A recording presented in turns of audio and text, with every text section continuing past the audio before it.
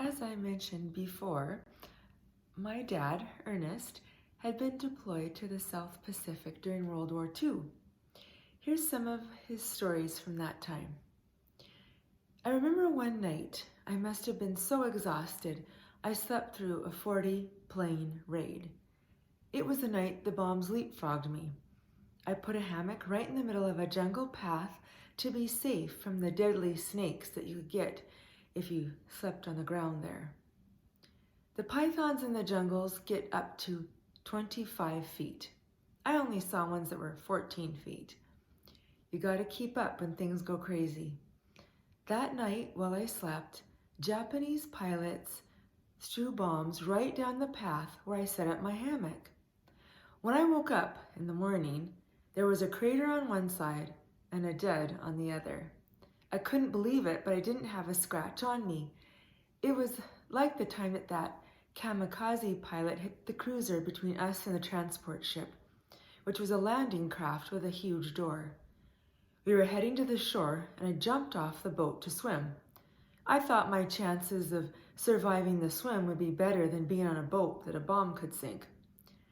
When we did get to shore, we found that the compound had been ripped apart by bombs. There was a Japanese bunker where we unloaded the boat. All the vehicles in the compound had punctured tanks, so the jeeps we needed for transport were ruined. Again, I got through it without a scratch. Snakes were not the only creatures you had to watch for in the rainforests of the Philippines. There were also big jungle rats. One night there was some rustling in the distance. A soldier who was from New York City got into a panic and woke me and said, "Somebody's coming."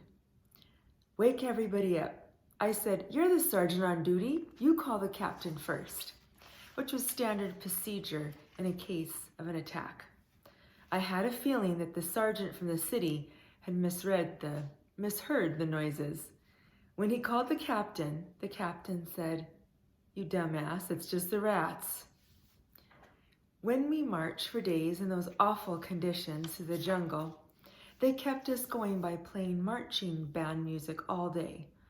It shows the power of music to lift the human spirit and distract from intense pain. Music has the ability to keep morale up in the most unsettling situations. As the saying goes, with the right music, you either forget everything or remember everything. There was a time when I did see the morale fall for the Japanese during the war. The tide had turned and it was clear that the Americans had gained the upper hand. I was given the order to take 8 Japanese soldiers to a labor camp. We stopped to have lunch and sat in a straight line. At one point, without thinking, I got up and walked to the back of the truck to get my gun. Suddenly, I realized I had left my gun behind. A moment of shock raced through my bloodstream. Since I seemed to have cheated death many times before, I tried it once again. I asked the Japanese soldier closest to the gun to hand it down the line to me. It would have been so easy for him or any of the other 7 to shoot me and be free. Instead, each one handed the rifle to the next one until it got to me. Time stood still, as each soldier could have used the circumstances against me. Their morale had completely broken down. But could it have been their honor at stake as well? The Japanese had a strict moral code and honor in their interactions with others. I had always admired that in them. For my next story and installment, I will go on with several more experiences that my dad had in World War II. Thank you for watching.